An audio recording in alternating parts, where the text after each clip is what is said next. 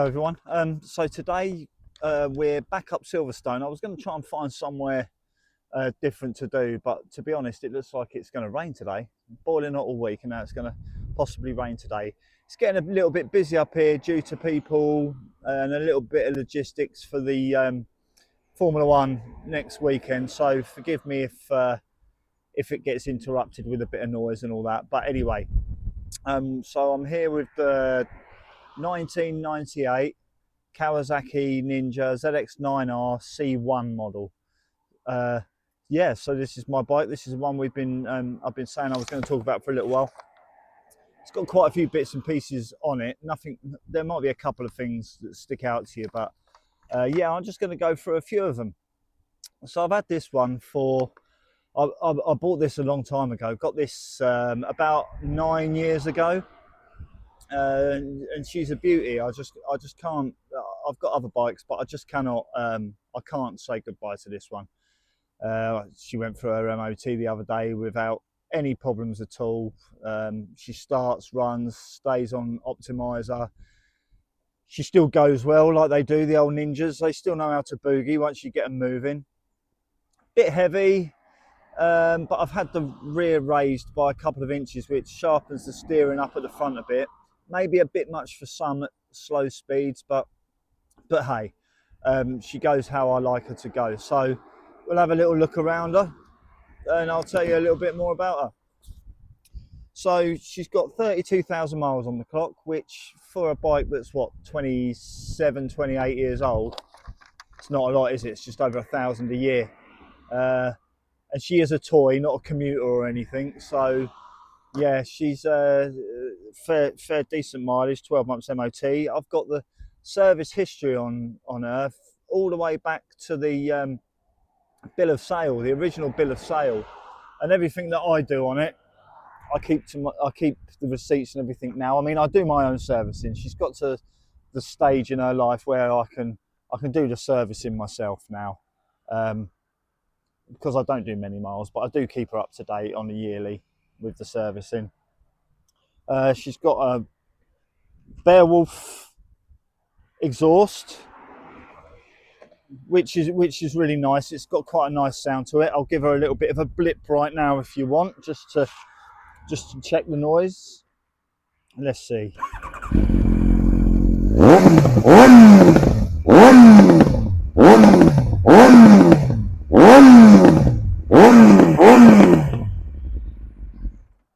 So yeah, you can hear her, but it does have a baffle. I've not got the baffle in it at the moment for obvious reasons, because we like noise. So she has been Dynojetted, stage 1 Dynojet. So she's got the different jets. She's set up to the can, obviously the can and air filter. I think I've got the dyno readout at home, and I think she's putting out about 136 or 138 at the rear wheel. So, you know, they say on the crank these are what, 146 or something, but you know, 10%, is it 10% you take off for the crank to the rear wheel, whatever. Anyway, she's putting out about 136 to 138 brake, which is more than enough on the road.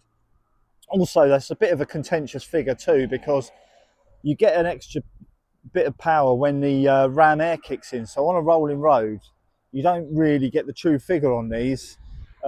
That's why people get confused as to how come they feel so quick when they're on a drag strip or whatever. It's because the ram air is giving you that extra bit of boost up at the top end. So difficult to say what the actual power is when you're up there, but it's certainly enough. They're a big old beast. Yeah, I got the front and rear brake calipers rebuilt. I mean, they're quite notorious on the forums that people say, you know, the brakes are crap on them. They are not crap. They just need maintenance. I mean, these stop on a dime. There is another reason for that, which I'll explain in a minute. But since they've been refurbed, the brakes are amazing. But I did add a Brembo master cylinder, which really does make a lot of difference, and HRC brake kit on the rear and braided lines all round. So Braking is very much up to date, really-ish, but she stops well. She stops well. Yeah, the carbon frame covers. Here, a lot of people ask me where they came from. Don't know. They were on when I bought it, but they're a nice little touch. They help out. I've got the Oxford heated grips on there for when I get caught out, if I get caught out on a cold day. I've got the switch mounted down here just to keep it out of the way rather than have it all up here clogging it all up and everything. I've got my little Amazon knockoff phone holder which does the trick, does just right.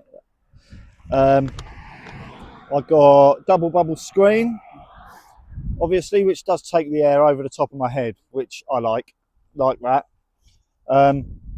As I said, she's been raised 50 mil on the dog bones at the back, 50 mil, 2 inches at the back. So the turning is a bit quicker. You know, she's a bit of a big old bust, but the turning is a bit quicker because of that. So it just makes her feel a bit sharper. It also makes her a little bit front end happy, like the front wheel will come up quite easily because technically when you're raising the back you're also slightly shortening the wheelbase, which obviously puts more weight over the back and then the front will come up. But you know, whether that's a good thing or a bad thing, that's completely subjective and up to you, isn't it? The seat, it's a Bagster. Yeah, Bagster comfort seat. Some people like it, some people don't. I quite like it. Like I've said in my other videos, I'm colourblind and stuff, so garish colours and all that, you know, they don't really affect me. And some people, you may have noticed, the wheels are purple. Some people don't like it. I do. Yeah, I'm not the greatest authority on colours, but there we go. I've got all the original parts as well to put this back to original if I ever needed to, because you know, I think it's always nice to have the option. Obviously, it's got the seat cowl on it, which are quite rare pieces of kit nowadays. I got that quite a few years ago on eBay for like 15 quid. Luckily enough, it was already in the colour to suit this bike. So yeah, and I really like that. I think that creates a nice touch. I've got a cheap Chinese tail tidy on it, which does the job. It's not the prettiest. I could fettle it a little bit and make it look a bit better, but like I say, it holds it, it does the job. I've got the LED indicators as well, front and rear. Yep, I've got it's got a remote alarm on it. Just say it's got a tail tidy. The eagle-eyed amongst you might have realised that this is in fact a ZX9R, not an R1. But I'm going to hacksaw that bit out. It just so happens that that was the rear hanger that fit, and that will look quite nice with that R1 taken out of it. Yeah, I've got the chain guard, which when I went down to get my bike MOT last year, the MOT tester said, "Oh, I've got an alley chain guard for one of them if you want one," and he gave it me. It was a bit ropey riding back with it shoved down my jacket. It wasn't the most comfortable weapon to have stuck down my top while riding, but hey ho, it's on there. Looks pretty decent. Yeah. I've ACF 50 protected the bike, which I do with all my bikes now. It's just a cheap and easy way just to look after them and keep the crud and muck off. Although this does need a good wash, it does need a good clean. I might do it when I get back. Yeah, the wheels need a good clean. Everything just needs a good tidy up. But she comes up a beaut when she is tidied up. I'll stick some pictures up at the end of the video so you can see. She's data tagged back from the good old days. And she's got the ZX9R bar ends, which, you know, I think they're a Chinese job, but they look quite nice, decent bit of aluminium. And for yonks, I was looking for the carbon clock surround.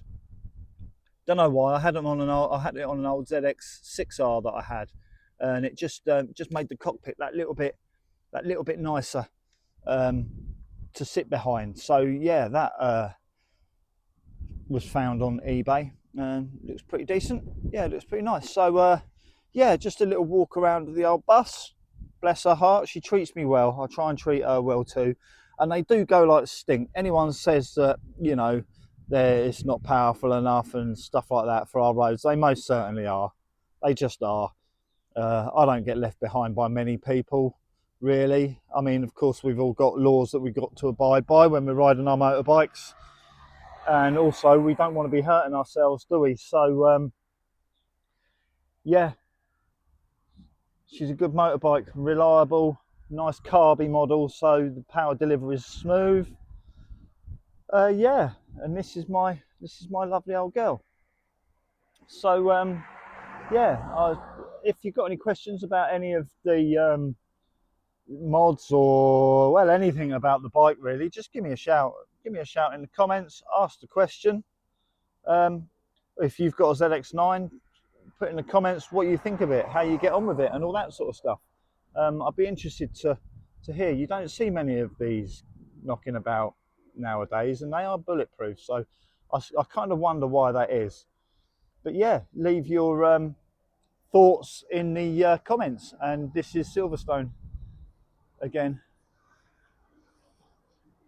Not too busy at the moment, but we've got the tents are getting set up already, ready for next week. And the circuit is over in that direction. Sort of, that's the main entrance behind that Lola building there. So yeah, if you're going to watch the Formula One, enjoy it. Okay, so yes, thank you very much for watching that. I'll bring up another video soon, probably on my Hornet track bike. Yeah, and you ride safe, and please like and subscribe and hit the notification bell, and you'll see what I'm up to. Thank you very much. Bye bye.